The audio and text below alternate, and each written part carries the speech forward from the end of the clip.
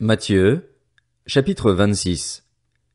Lorsque Jésus eut fini de donner toutes ces instructions, il dit à ses disciples, « Vous savez que la Pâque a lieu dans 2 jours et que le Fils de l'homme sera arrêté pour être crucifié. » Alors les chefs des prêtres, les spécialistes de la loi et les anciens du peuple se réunirent dans la cour du grand prêtre, appelé Caïphe, et ils décidèrent d'arrêter Jésus par ruse et de le faire mourir.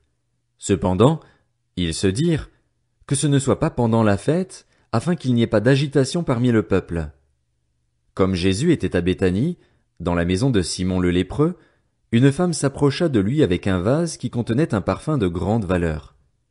Pendant qu'il était à table, elle versa le parfum sur sa tête. À cette vue, les disciples s'indignèrent et dirent, « À quoi bon un tel gaspillage?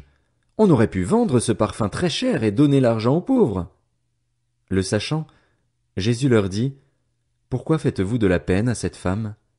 Elle a accompli une bonne action envers moi. En effet, vous avez toujours des pauvres avec vous, mais vous ne m'aurez pas toujours. En versant ce parfum sur mon corps, elle l'a fait pour mon ensevelissement. Je vous le dis en vérité, partout où cette bonne nouvelle sera proclamée, dans le monde entier, on racontera aussi en souvenir de cette femme ce qu'elle a fait. » Alors l'un des 12, appelé Judas l'Iscariote, alla vers les chefs des prêtres et dit, « Que voulez-vous me donner pour que je vous livre Jésus? » Ils lui payèrent 30 pièces d'argent. Dès ce moment, il se mit à chercher une occasion favorable pour trahir Jésus. Le premier jour des pains sans levain, les disciples s'adressèrent à Jésus pour lui dire, « Où veux-tu que nous te préparions le repas de la Pâque? » Il répondit, « Allez à la ville chez un tel et vous lui direz, « Le maître dit, mon heure est proche. Je célébrerai la Pâque chez toi avec mes disciples. » Les disciples firent ce que Jésus leur avait ordonné et préparèrent la Pâque. Le soir venu, il se mit à table avec les 12. Pendant qu'il mangeait, il dit, « Je vous le dis en vérité, l'un de vous me trahira. » Ils furent profondément attristés et chacun se mit à lui dire, « Est-ce moi, Seigneur? » Il répondit, « Celui qui a mis la main dans le plat avec moi, c'est celui qui me trahira. Le Fils de l'homme s'en va, conformément à ce qui est écrit à son sujet, mais malheur à l'homme par qui le Fils de l'homme est trahi. Mieux vaudrait pour cet homme qu'il ne soit pas né. » Judas, celui qui le trahissait, prit la parole et dit, « Est-ce moi, Maître? » Jésus lui répondit, « Tu le dis. » Pendant qu'il mangeait, Jésus prit du pain et prononça la prière de bénédiction, puis il le rompit et le donna aux disciples en disant, « Prenez, mangez, ceci est mon corps. » Il prit ensuite une coupe et remercia Dieu, puis il la leur donna en disant, « Buvez-en tous, car ceci est mon sang, le sang de la nouvelle alliance, qui est versé pour beaucoup, pour le pardon des péchés. Je vous le dis, je ne boirai plus désormais de ce fruit de la vigne, jusqu'au jour où je le boirai nouveau avec vous dans le royaume de mon Père. » Après avoir chanté les psaumes, ils se rendirent au mont des Oliviers. Alors Jésus leur dit, « Vous trébucherez tous, cette nuit, à cause de moi, car il est écrit, « Je frapperai le berger et les brebis du troupeau seront dispersées. » Mais, après ma résurrection, je vous précéderai en Galilée. Pierre prit la parole et lui dit, « Même si tous trébuchent à cause de toi, ce ne sera jamais mon cas. » Jésus lui dit, « Je te le dis en vérité, cette nuit même, avant que le coq chante, 3 fois tu me renieras. » Pierre lui répondit, « Même s'il me faut mourir avec toi, je ne te renierai pas. » Et tous les disciples dirent la même chose. Là-dessus, Jésus se rendit avec eux dans un endroit appelé Gethsémané et il dit aux disciples, « Asseyez-vous ici pendant que je m'éloignerai pour prier. » Il prit avec lui Pierre et les 2 fils de Zébédée et il commença à être saisi de tristesse et d'angoisse. Il leur dit alors, « Mon âme est triste à en mourir. Restez ici, et veillez avec moi. » Puis il avança de quelques pas, se jeta le visage contre terre et fit cette prière, « Mon Père, si cela est possible, que cette coupe s'éloigne de moi. Toutefois, non pas ce que je veux, mais ce que tu veux. » Il revint vers les disciples, qu'il trouva endormis, et dit à Pierre, « Vous n'avez donc pas pu rester éveillé 1 seule heure avec moi? Restez vigilants et priez pour ne pas céder à la tentation. L'esprit est bien disposé, mais par nature l'homme est faible. » Il s'éloigna une deuxième fois et fit cette prière. Mon Père, s'il n'est pas possible que cette coupe s'éloigne de moi sans que je la boive, que ta volonté soit faite. Il revint et les trouva encore endormis, car ils avaient les paupières lourdes. Il les quitta, s'éloigna de nouveau et pria pour la troisième fois, répétant les mêmes paroles. Puis il revint vers ses disciples et leur dit, « Vous dormez maintenant et vous vous reposez. Voici, l'heure est proche et le Fils de l'homme est livré entre les mains des pécheurs. Levez-vous, allons-y. Celui qui me trahit s'approche. » Il parlait encore quand Judas, l'un des 12, arriva avec une foule nombreuse armée d'épées et de bâtons, envoyés par les chefs des prêtres et par les anciens du peuple. Celui qui le trahissait leur avait donné ce signe. « L'homme auquel je donnerai un baiser, c'est lui. Arrêtez-le. » Aussitôt, il s'approcha de Jésus en disant « Salut, maître !» Et il l'embrassa. Jésus lui dit « Mon ami, ce que tu es venu faire, fais-le. » Alors ces gens s'avancèrent, mirent la main sur Jésus et l'arrêtèrent. Un de ceux qui étaient avec Jésus mit la main sur son épée et la tira. Il frappa le serviteur du grand prêtre et lui emporta l'oreille. Alors Jésus lui dit, « Remets ton épée à sa place, car tous ceux qui prendront l'épée mourront par l'épée. Penses-tu que je ne puisse pas faire appel à mon Père, qui me donnerait à l'instant plus de 12 légions d'anges? Comment donc s'accompliraient les Écritures, d'après lesquelles cela doit se passer ainsi? » À ce moment, Jésus dit à la foule, « Vous êtes venus vous emparer de moi avec des épées et des bâtons, comme pour un brigand. J'étais tous les jours assis parmi vous, enseignant dans le temple, et vous ne m'avez pas arrêté. Mais tout cela est arrivé afin que les écrits des prophètes soient accomplis. » Alors tous les disciples l'abandonnèrent et prirent la fuite. Ceux qui avaient arrêté Jésus l'emmenèrent chez le grand prêtre Caïphe, où les spécialistes de la loi et les anciens étaient rassemblés. Pierre le suivit de loin jusqu'à la cour du grand prêtre, y entra et s'assit avec les serviteurs pour voir comment cela finirait. Les chefs des prêtres, les anciens et tout le Sanhédrin cherchaient un faux témoignage contre Jésus afin de le faire mourir, mais ils n'en trouvèrent pas, quoique beaucoup de faux témoins se soient présentés. Enfin, il en vint 2 qui dirent « Celui-ci a dit, je peux détruire le temple de Dieu et le reconstruire en 3 jours. » Le grand prêtre se leva et lui dit « Ne réponds-tu rien? Pourquoi ces hommes témoignent-ils contre toi? » Mais Jésus gardait le silence. Le grand prêtre prit la parole et lui dit « Je t'adjure, par le Dieu vivant, de nous dire si tu es le Messie, le Fils de Dieu. » Jésus lui répondit « Tu le dis. De plus, je vous le déclare, vous verrez désormais le Fils de l'homme assis à la droite du Tout-Puissant et venant sur les nuées du ciel. » Alors le grand prêtre déchira ses vêtements en disant « Il a blasphémé! Qu'avons-nous encore besoin de témoins? Vous venez d'entendre son blasphème.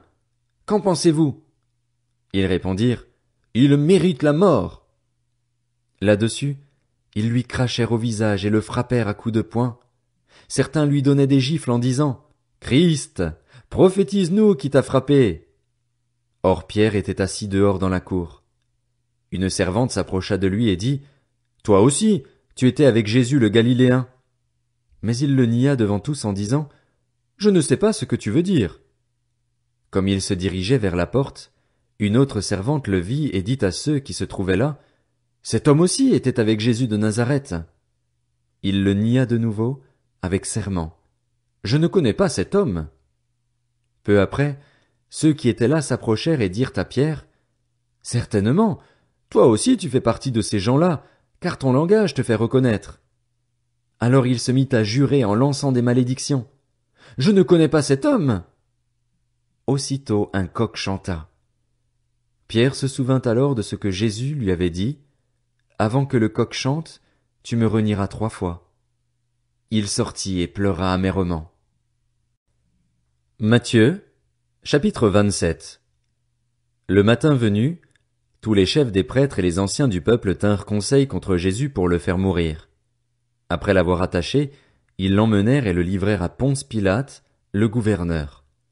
Alors Judas, celui qui l'avait trahi, voyant qu'il était condamné, fut pris de remords et rapporta les 30 pièces d'argent aux chefs des prêtres et aux anciens en disant « J'ai péché en faisant arrêter un innocent. » Ils répondirent En quoi cela nous concerne-t-il? C'est toi que cela regarde. Judas jeta les pièces d'argent dans le temple, se retira et alla se pendre. Les chefs des prêtres les ramassèrent en disant, il n'est pas permis de les mettre dans le trésor sacré puisque c'est le prix du sang.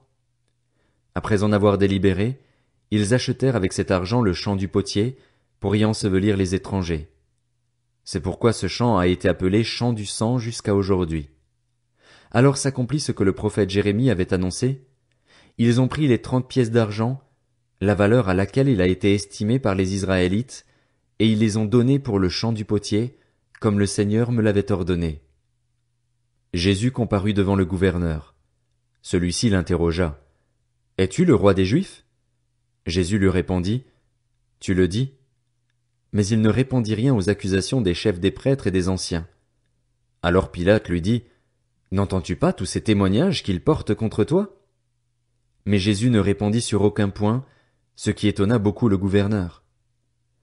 À chaque fête, le gouverneur avait pour habitude de relâcher un prisonnier, celui que la foule voulait. Ils avaient alors un prisonnier célèbre, un dénommé Barabbas. Comme ils étaient rassemblés, Pilate leur dit, « Lequel voulez-vous que je vous relâche, Barabbas ou Jésus qu'on appelle le Christ ?» En effet, ils savaient que c'était par jalousie qu'ils avaient fait arrêter Jésus. Pendant qu'il siégeait au tribunal, sa femme lui fit dire, « N'aie rien à faire avec ce juste, car aujourd'hui j'ai beaucoup souffert dans un rêve à cause de lui. » Les chefs des prêtres et les anciens persuadèrent la foule de demander Barabbas et de faire mourir Jésus. Le gouverneur prit la parole et leur dit, « Lequel des deux voulez-vous que je vous relâche ?» Ils répondirent, « Barabbas !» Pilate répliqua, « Que ferai-je donc de Jésus qu'on appelle le Christ ?» Tous répondirent, « Qu'il soit crucifié !» Mais quel mal a-t-il fait? Dit le gouverneur. Ils crièrent encore plus fort, « Qu'il soit crucifié !» Voyant qu'ils ne gagnaient rien, mais que le tumulte augmentait, Pilate prit de l'eau, se lava les mains en présence de la foule et dit, « Je suis innocent du sang de ce juste, c'est vous que cela regarde. » Et tout le peuple répondit, « Que son sang retombe sur nous et sur nos enfants. » Alors Pilate leur relâcha Barabbas, et, après avoir fait fouetter Jésus, il le livra à la crucifixion.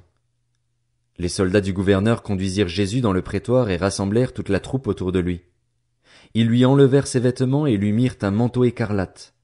Ils tressèrent une couronne d'épines qu'ils posèrent sur sa tête, et ils lui mirent un roseau dans la main droite. Puis, s'agenouillant devant lui, ils se moquaient de lui en disant, « Salut, roi des Juifs !» Ils crachaient sur lui, prenaient le roseau et le frappaient sur la tête. Après s'être ainsi moqués de lui, ils lui enlevèrent le manteau, lui remirent ses vêtements et l'emmenèrent pour le crucifier.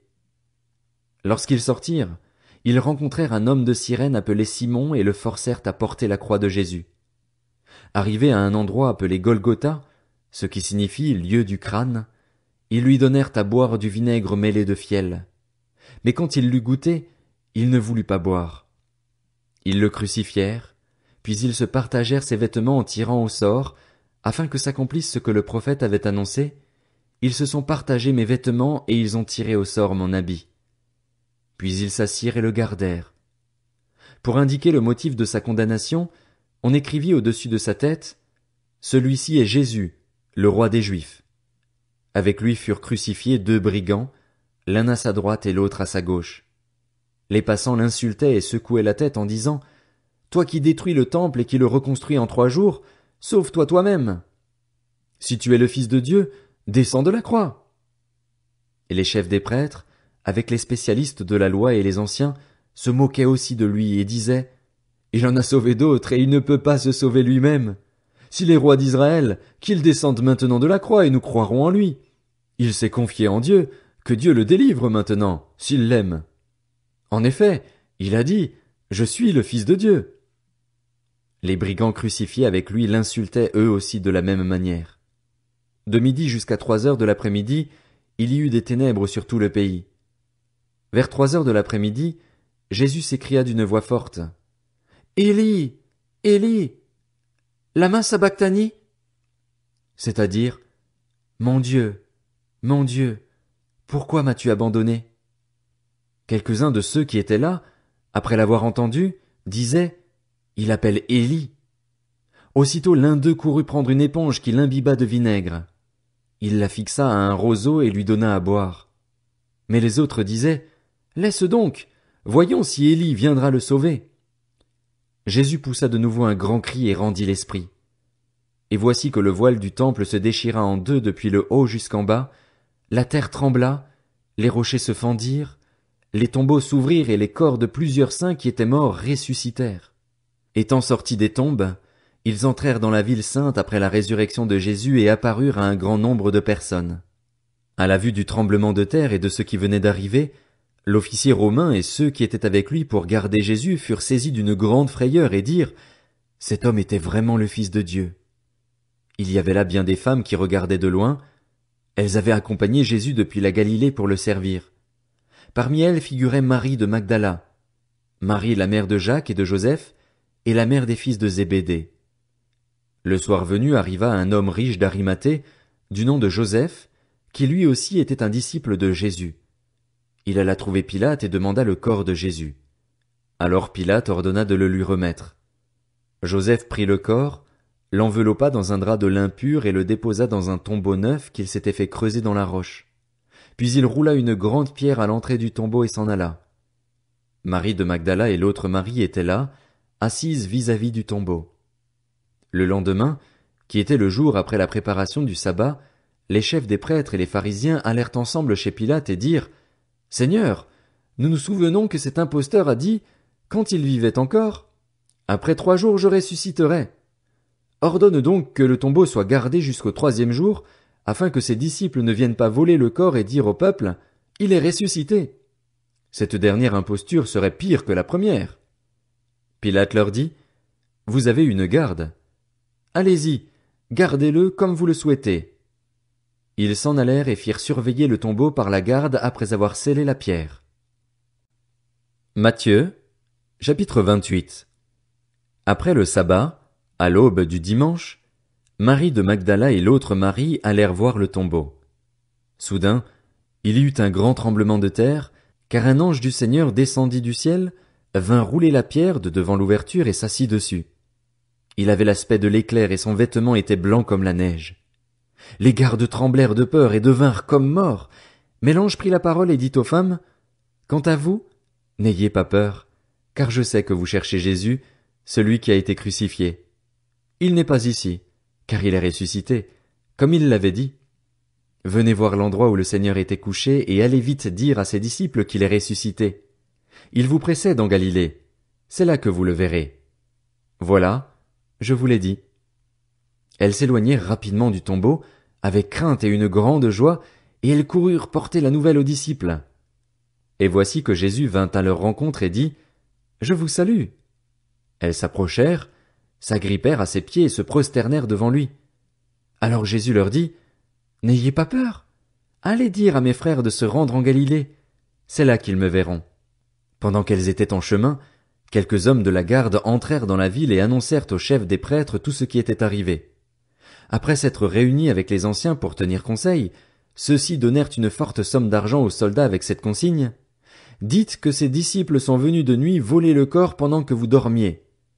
Et si le gouverneur l'apprend, nous l'apaiserons et nous ferons en sorte que vous n'ayez pas d'ennui. » Les soldats prirent l'argent et se conformèrent aux instructions reçues. Et ce récit des événements s'est propagé parmi les Juifs jusqu'à aujourd'hui. Les 11 disciples allèrent en Galilée, sur la montagne que Jésus leur avait désignée. Quand ils le virent, ils se prosternèrent devant lui, mais quelques-uns eurent des doutes. Jésus s'approcha et leur dit, « Tout pouvoir m'a été donné dans le ciel et sur la terre. Allez donc, faites de toutes les nations des disciples, baptisez-les au nom du Père, du Fils et du Saint-Esprit et enseignez-leur à mettre en pratique tout ce que je vous ai prescrit. Et moi, je suis avec vous tous les jours, jusqu'à la fin du monde. »